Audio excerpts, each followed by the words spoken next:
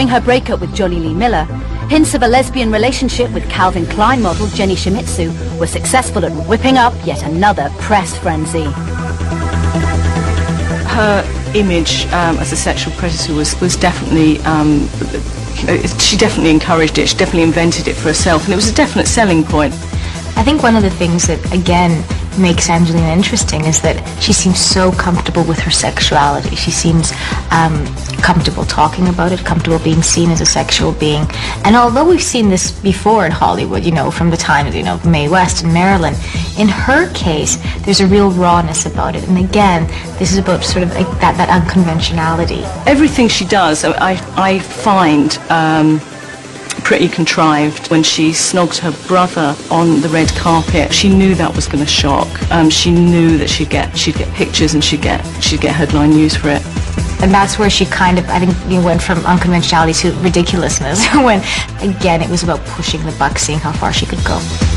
In May 2000, aged 24, Angelina hit the headlines once again with her marriage to Pushing Tin co-star Billy Bob Thornton, 20 years her senior. Billy Bob had already been married 4 times and had left long-term girlfriend Laura Dern to be with Angelina. Their unconventional behaviour and taste for each other's blood caused quite a stir. I always found Angelina and Billy Bob a very kind of freaky relationship.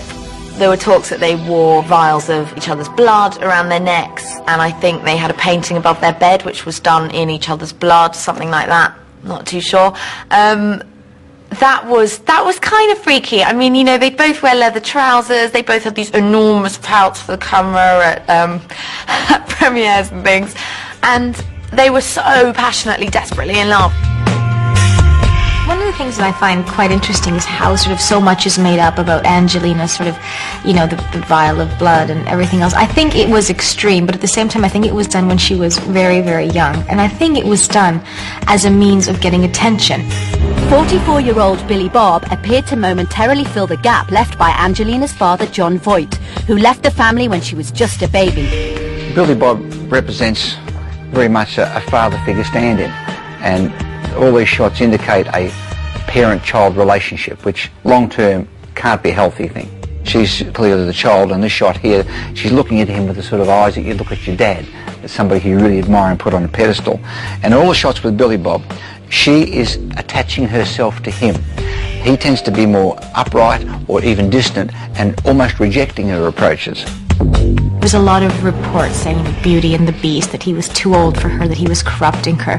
So I think that was sort of 2 fingers up to anybody who doubted their love or who had something bad to say about it. In this shot here, Billy Bob's got his hand on her head. He's patting her head just like you'd pat your daughter, and she's looking levelling up at her father. Those sort of relationships can last for a period of time, but the minute one person's needs change, those relationships end very quickly. During the filming of Tomb Raider, and just 1 year into their marriage, Angelina decided she wanted to adopt a child from Cambodia, where most of the film had been shot. The decision placed a huge amount of strain on her relationship with Billy Bob, who was already a father to 3 of his own children. After only 2 years, their marriage hit the rocks.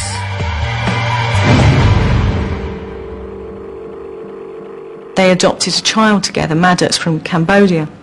Billy Bob is maybe a bit sort of like tired of fatherhood, and he's done that kind of thing before, and was not as enchanted with it as she was. I mean, the stories were that actually they broke up because he was jealous of the attention she was lavishing on Maddox.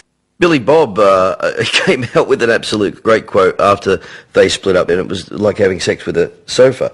So all of a sudden that made me think, you know, she might look good, but I wonder if she's good in the cot or not. Born into Hollywood royalty, life for Angelina was never going to be anything but a soap opera. Having shed the Voight name at a young age, Angelina had made it perfectly clear early on what her feelings were for her father. Yet the promises of recouping the attention she missed out on as a child lured her into several failed attempts at repairing their relationship. There was a stage when they tried to get their relationship back on track, around about the Tomb Raider time, when he also appeared. But then it quickly fell apart very soon after that. The estrangement continues, and I'm always thinking about my daughter.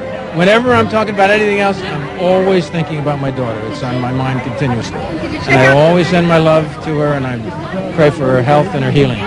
One of the well-documented things about Angelina Jolie is that she had this sort of quite, close and then distant relationship with the father. He would move into the family, he would move out. And this sort of instability, as it were, is going to have some impact on the way that she then faces other relationships, the way that she goes into them and her expectations of them. Well, Angelina is a typical example of suffering from abandonment syndrome. Her father abandoned her when she was a young daughter, and her life's theme is to find a man or men to love her and to accept her, and that's what's shown in all the photographs. You look at this photograph with her father, it almost looks like a father and daughter shot from a wedding, you'd probably think, posed. But when you look at the emotions, he's got what we call a tight-lipped smile. He's masking his face. That is, he's not going to show anybody what he's really thinking and feeling. In the second shot, clearly she's enjoying what appears to be the attention from her dad. But again, for him, it's a duty shot. He's doing it because it's probably the right thing to do. Jon Voight has always been openly critical of his daughter's eccentric lifestyle, and his attempts to use the media for his own ends have often ended in disaster. In 2002, he made a plea on a US chat show for Angelina to seek mental help, and at a 2006 BAFTA event, he decided to send well wishes to his grandchildren, whose names he failed to remember. Maddox just had a birthday. Happy birthday, Maddox, 5 years old. It's a big one. 5 years old, you get to be a young man. And I send my love to you, and I send my love to Shakira and Shahira. Is it Shahira? Shahira, right? And one of the things in the Angelina story that's often uncomfortable to watch is how her father tries to speak to her via the media as opposed to directly. And I guess a cynic might say that in a way it's a way for him to promote himself. When he spoke about their relationship to the press, I think it really crossed a boundary, especially not getting the kids' names right. I mean, how insulting. Destined to follow in her parents' footsteps, Angelina seamlessly made the transition from vampy teenage model to Hollywood actress. Her dysfunctional family and troubled upbringing filtered through to her work, and she found her niche playing psychologically tormented femme fatale. When you think about when she first arrived on the scene, she wasn't just another Hollywood starlet because she just looks fabulous. I can't think of many people who look like her. So she definitely had that edge on them. But she was very, very keen to stress her, sex vixen credentials. Angelina first made an impact in 1998 as the lead in the TV film Gia. Gia was based upon the true story of a bisexual supermodel caught up in a deadly world of drugs and excess.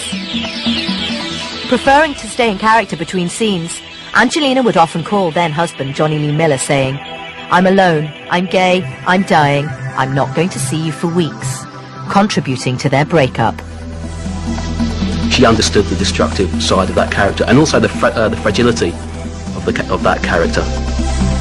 The film that really allowed Angelina to make her mark as a serious actress was yet to come. Aged just 24 in the year 2000, she won her first Academy Award for Best Supporting Actress. Girl Interrupted was meant to be Winona Ryder's movie. She produced it, she was totally instrumental in having that movie made, and it was meant to really showcase Winona Ryder being, sensitive and traumatised, and Angelina Jolie came in and just blew her away, and she totally stole that movie right from under her. Following her Oscar win, interest in Angelina as a talented young actress was beginning to mount, and a serious management and PR operation was put into place to mould her into a bankable Hollywood commodity. Did she have what it would take to become a household name? I asked her, how do you feel about everything that's happened? And she sort of took this big sigh, and she went, I'm overwhelmed. And it wasn't like a negative thing, it was just, I think she just didn't know how much can you take in when it's happening so quickly, and publicists and handlers and managers and agents and scripts, and there's this machine that gets behind you and starts to push you along, and you either go with it or you just, I suppose, check out and leave the planet. In 2001, Angelina made the shrewd choice of taking on the role of Lara Croft in the film that was to cement her status as the ultimate sex symbol and action heroine. Lara Croft Tomb Raider came about all that time when people were looking for computer games that they could turn into cinema hits, and that was absolutely the best one. I mean, the audience is teenage boys like with eyes on a